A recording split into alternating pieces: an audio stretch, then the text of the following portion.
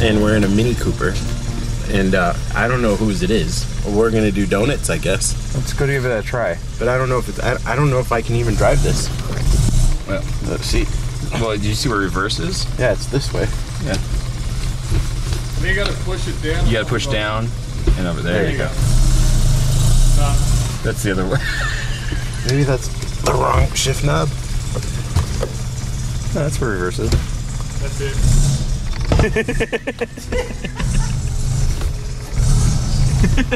Lift it up. Oh, lift it up. See, everything is backwards. Is this thing, what is this, rear wheel drive? It's front wheel drive. Do we have to go backwards? Maybe. We're gonna go in the field?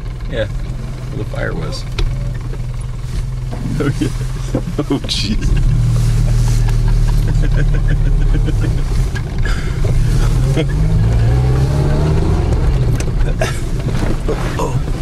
I'm totally off-roading in Australia.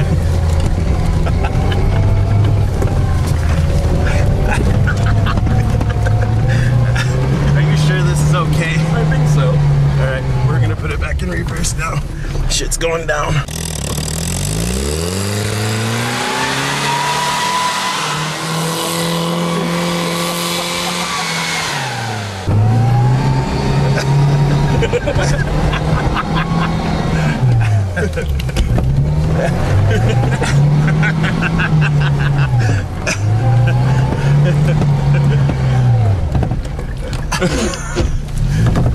Easy, easy.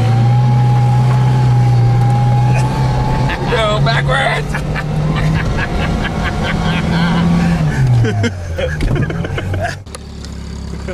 Australia is awesome. Told you. All right, let's go.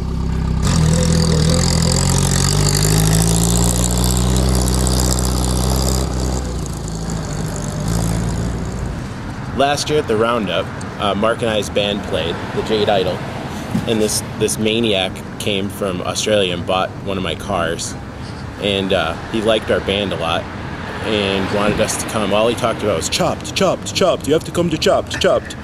And I was just like, well, whatever, dude, I'm from America. I have car shows, I don't have to go to Australia for a car show. So then he's like, no, Chopped, Chopped, Chopped. He's like, all you need is 10,000 likes on Facebook. So we held up the sign, and then before I know it, I'm here in Australia, and it's like 8 months later, and I'm evidently in the street rod center of Australia, and I'm driving a Mini Cooper. It's pretty awesome. It really is. So I don't know. We're here. We're checking everything out. We're going to Chopped, and we're gonna just have fun. Oh, Jesus, dude. Like, yeah, you might want to mind the road a little bit. Yeah, you gotta go off to one side. I'll figure it out. Remember, everything's on the wrong side of the road. Yeah, that's the part I'm worried about.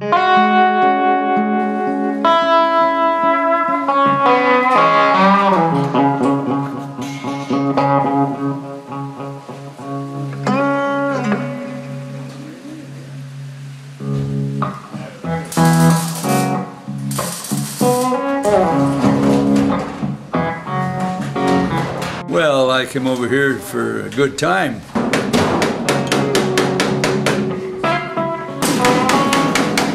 Lucky Speed Shop sponsored me over here to do a couple of workshops.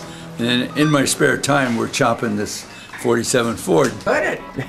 Today, man! The 47 Ford sedan is one of the hardest to chop because they are a fastback. The roof comes right down into the trunk, so we had to cut that all loose and bring the top forward and everything. And I'm very happy with it. It's like when I paint one of my custom paint jobs, I paint until I like it. If it takes me 3 days or 3 weeks or whatever, I paint until I like it. And that's the same with the chop. I have to like it, and the top has to flow, and that's what we do.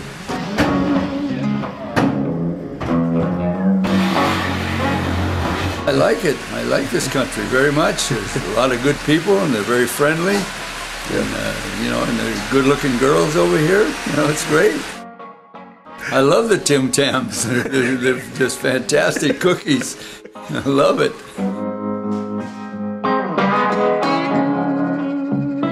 Ben was telling me while we're driving at night, you have to be careful because sometimes they'll pop out in front. Yes. We have not seen one at night. Back and forth and all around. I haven't seen any really up close or to really look at. The ones I saw were kind of through the bushes, and I just barely got a glimpse of them hopping away with their spring action. This is my 17th chop since January. I chopped 12 of them in shows while the show's going on, and I just signed a contract with World of Wheels. I'm going to chop 9 more. Starting, well, the first one will be in December, and then the rest of them will be in the spring. February, March, you know, January, February, March.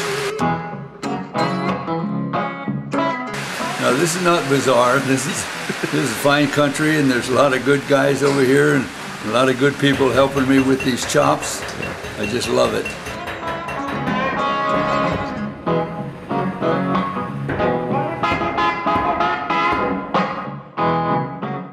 Yes, I'm looking forward to the show this weekend. You know, I think they call it Chop.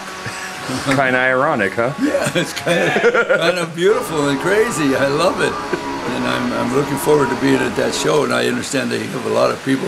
And they have drags in the dirt or mud, depending on the rain. And the way it's raining so far this week, I think we're going to have mud for the weekend. I hope so.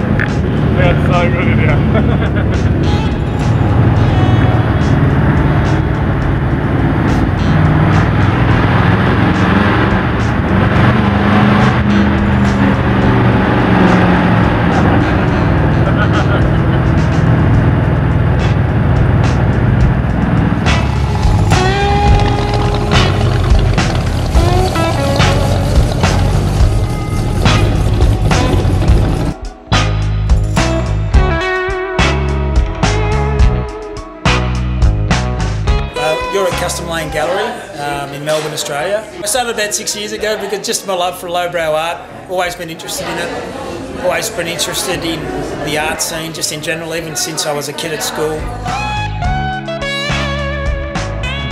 I like going to art shows, seen heaps of art shows, and just walk out there with my tongue in my mouth just going, I just can't stand this stuff. So I thought, I want to just create my own space, do it my own way. Nearly everybody that comes here just loves the place, so I do it as a hobby. Hopefully I'm stepping it up to another level. We're moving shop in November this year, and we'll open in March the 1st in 2014 with an all-Australian lowbrow art show, which should be really cool because we've got a lot of great artists here. Nearly 6 years to the day, almost. We opened in October, whatever, 6 years ago, so that's 2007. In the new space, we're probably going to expand a little bit and go into probably street art, more surreal art, just get a broader spectrum of art in general, even though we do a lot of things to do with motorcycles and hot rods, things like that now. We're not just going to hold ourselves back just to doing that type of art. Right. The artwork speaks for itself. Well, a collection of books, tiki mugs, DVDs. What kind of DVDs? Oh, hang on, let me think. Perhaps Mad Fabricators. But yeah, it's sort of all decorated with bits and pieces. I don't really deal in stuff, so if anybody sees things on the walls that'll look really cool, they've been stuck there because they look really cool. And they're generally not for sale. Right. But all the artwork's always for sale, and we try to look after everybody. There's a taste and place for everybody's in the style of art they want, and hopefully we can bring it to them. Yeah.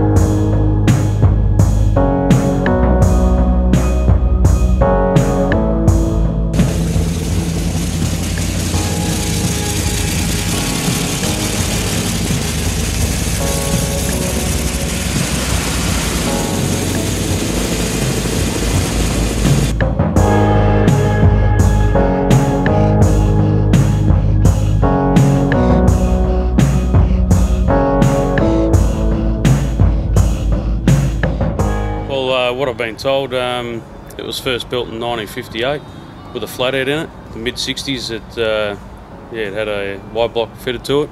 And in 1971, won the Melbourne Hot Rod Show, apparently. It was burgundy back then. Mid-70s, my mate bought it and put a nice little angry wide block for it. And yeah, the back wheels are 15-inch Parada wheels. Front ones are just dragway. What are those front brakes? 55 Cuzzy. What's that? Custom line. Oh. 1955 custom line, drum front end. Cuzzo. And then So that's what I've used them on. Yeah. So yeah, little adapter and yeah. Channel's a fair bit, isn't it? It's awesome. It's How's that feel? It's pretty good. It's like almost the same, but I'm on the wrong side of the car. So everything's just a little weird. Bizarro hot rod. You could probably do pretty good donuts in this thing, huh? I wonder which way I'd turn. It's kind of like the whole toilet thing. So you probably go left, right? Because usually you go right, so you probably go left. Counterclockwise. Counterclockwise, correct.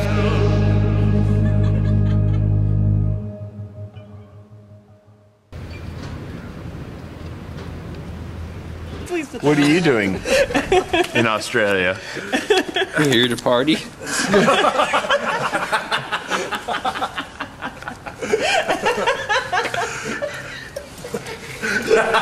Am I good?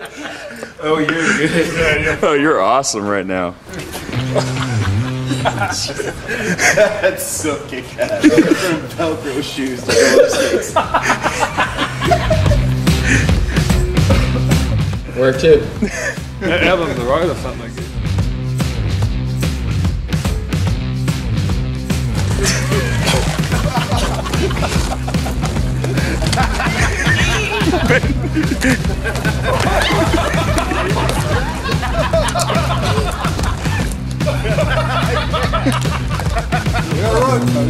Uh-oh, we got a rope.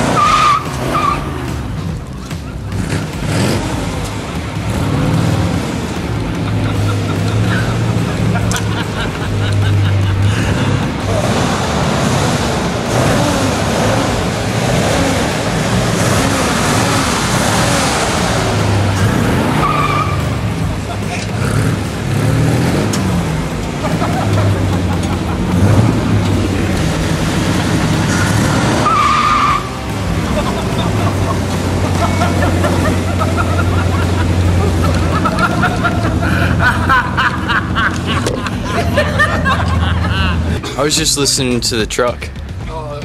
Doing what?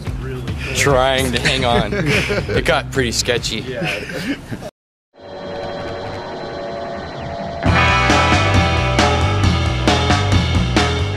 We're at Rancho Deluxe and it's my workshop. I just work here by myself. Yeah, I just build flathead powered cars. Only flathead. Oh, that's awesome. Yeah. So there's all kinds of crazy rules, huh? To build these cars that you have.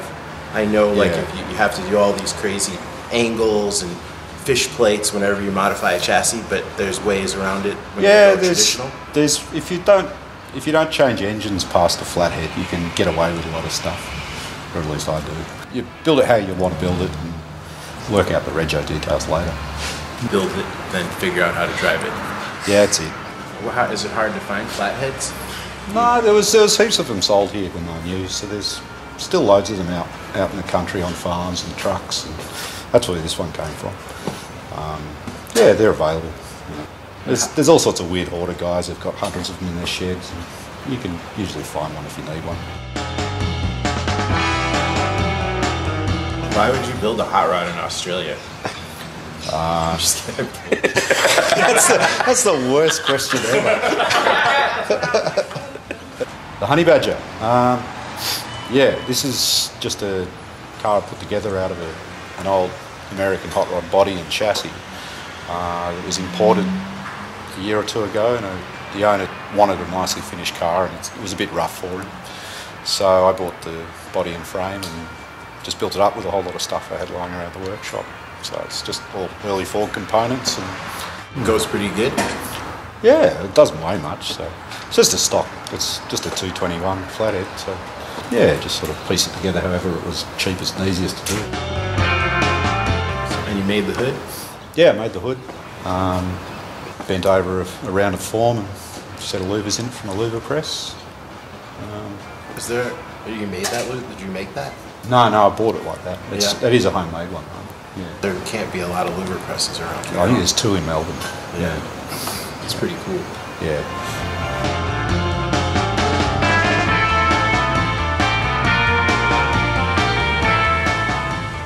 You have a little white truck. But it's yellow. But it's yellow. It looks kind of familiar. Yeah, I bet. It's super similar to the one you had. Yeah. What's the story on that? That's an old California truck that was built in about 1954. Came out here about 6 years ago, and the owner wanted it back on the road. It was just a body and chassis. I put together a complete sort of driveline for it and rebuilt the chassis and did everything underneath, so it's all pretty much brand new. It's got a Mercury flathead in it and a Columbia 2-speed rear.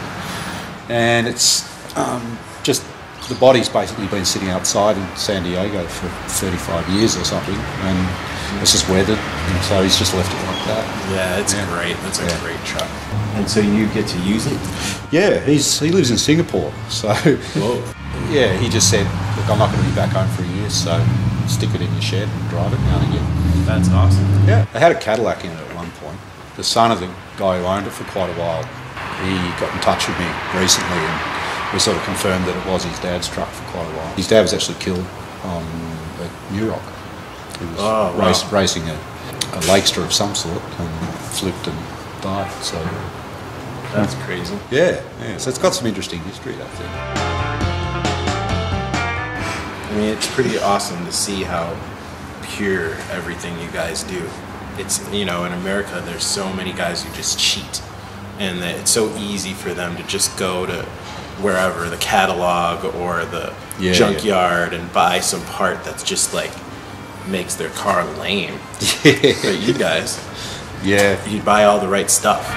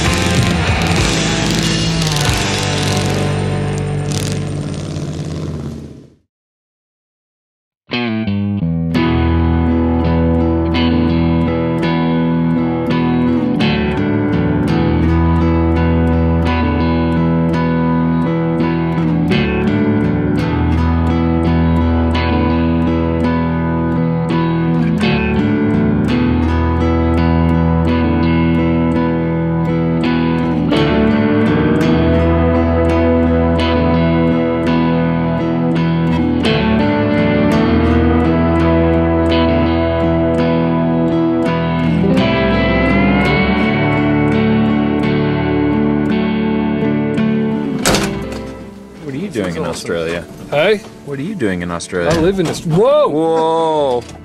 Good. I live in here. How long have you been living here? About 2.5 years.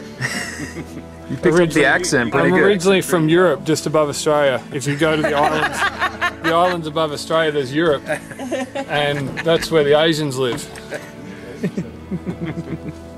They come over on gondolas.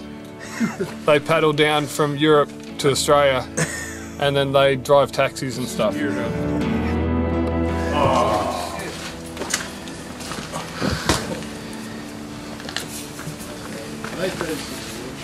Yep. These are kick-ass. Pretty sweet, eh? Oh, man. So I've got to try and make something that's going to match these to go on the back, you know? Oh, you should put these on.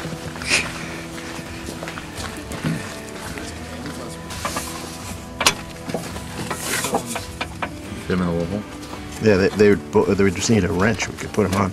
They go on that bolt and that bolt.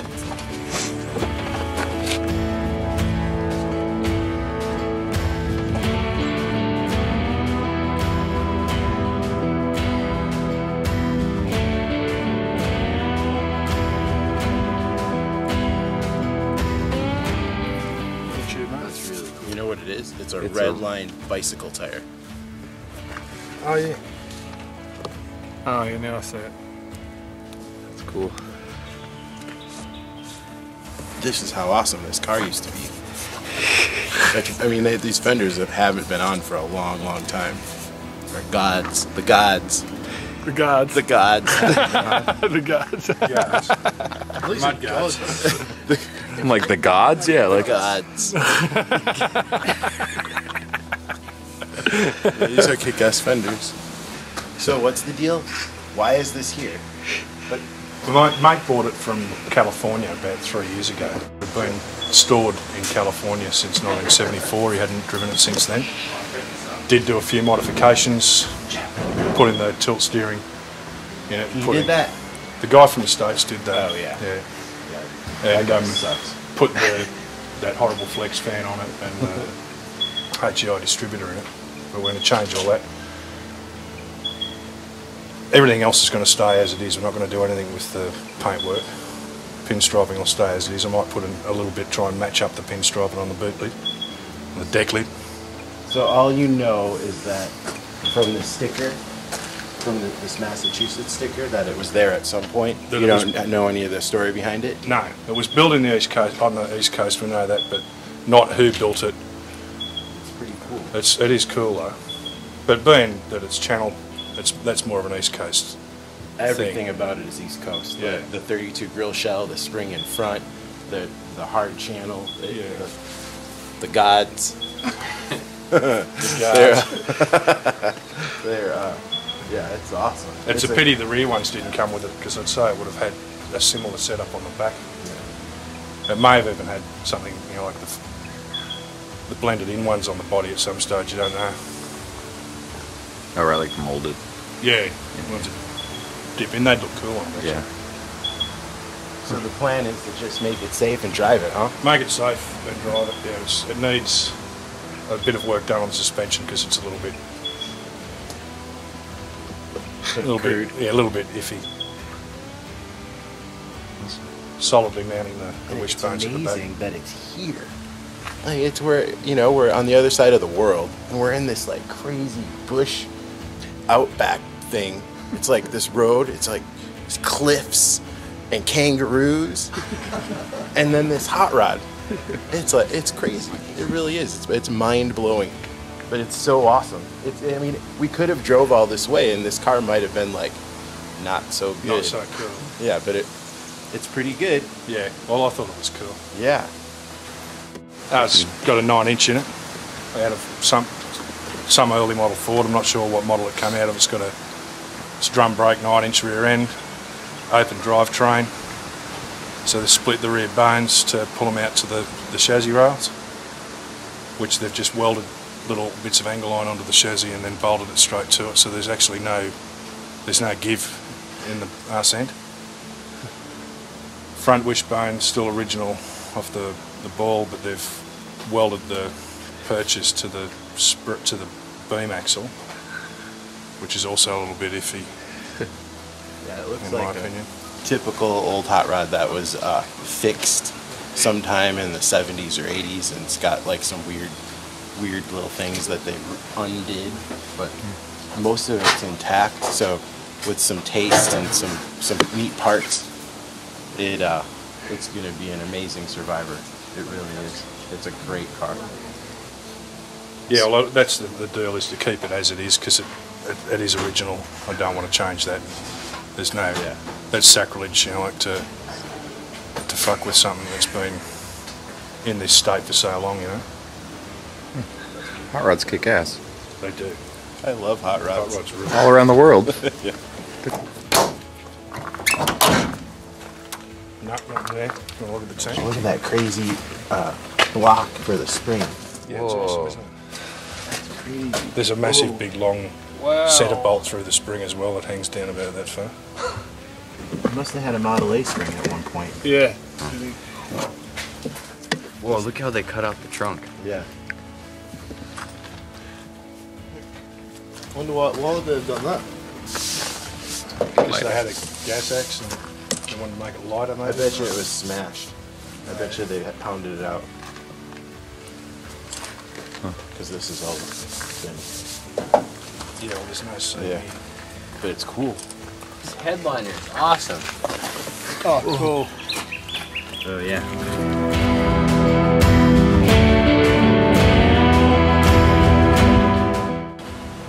Gone over some cool old pinstriping.